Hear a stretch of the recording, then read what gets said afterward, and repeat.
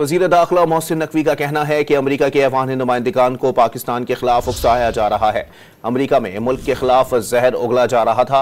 अमरीकी अरकान कांग्रेस को मुलाकातों के दौरान हकीकी सूरत हाल से आगाह किया। मुलाकातें मस्बत रहीं।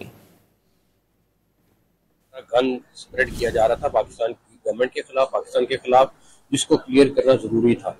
डेफिनेटली इसमें अभी टाइम लगेगा।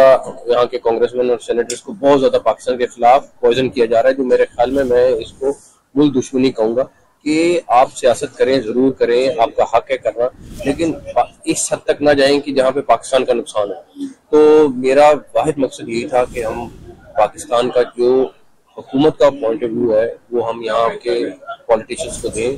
बड़ी अच्छी मीटिंग हुई और बहुत अच्छा और पॉजिटिव रिस्पांस आया, और उन्होंने कईयों ने तो ये कहा कि हमें ये बड़े मामला का पता ही नहीं था, इन चीज़ों का जो आपने बताया।